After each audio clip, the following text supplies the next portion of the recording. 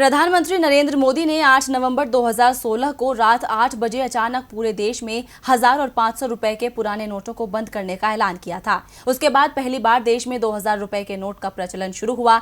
इस बड़े नोट को लेकर विपक्ष ने ऐतराज जताते हुए इससे भ्रष्टाचार बढ़ने की संभावना जताई थी, लेकिन अब आरबीआई की ओर से कुछ ऐसे संकेत मिल रहे हैं जिससे कहा जा सकता है कि देश में एक बार फिर नोटबंदी होने वाली है, और वो भी 2000 रुपए के नोट की। ऐसा हम क्यों कह रहे हैं, देखिए इस रिपोर्ट में। क्या 2000 रुपए के नोट बंद होंगे?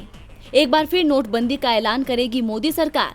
क्या देश जल्द ही चलन से बाहर हो जाएगा 2000 का नोट? इन तमाम सवालों को हवा तब मिली जब खबर आई कि आरबीआई ने इस वित्त वर्ष 2000 के एक भी नोट की छपाई नहीं की, और इस पर आरबीआई की ओर से भी मुहर लगा दी गई है।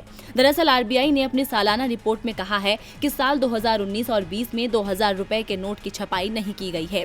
बीते सालों में भी 2000 रुपए के नोट का सर्कुलेशन कम ही हुआ है।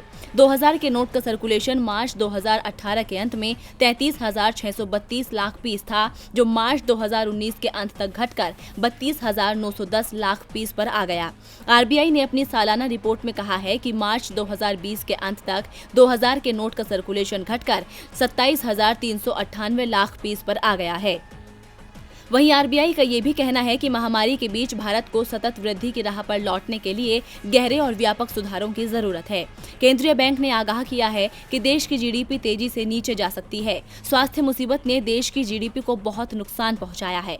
भविष्य में ये सरकार के फैसले और स्वास्थ्य मुसीबत के दायरे पर निर्भर करेगा। आपको बता दें कि केंद्रीय बैंक का आकलन और संभावनाएं 2019 और 20 की वार्षिक रिपोर्ट का हिस्सा है। बैंक ने कहा कि महामारी के बाद देश को व्यापक सुधारों की जरूरत होगी। उत्पाद बाजार से लेकर वित्तीय बाजार, कानूनी ढांचे और अंतर्राष्ट्रीय प्रतिस्पर्धा के मोर्चे पर ये सुधार देश की जरूरत है। डीबी लाइव की रिपोर्ट।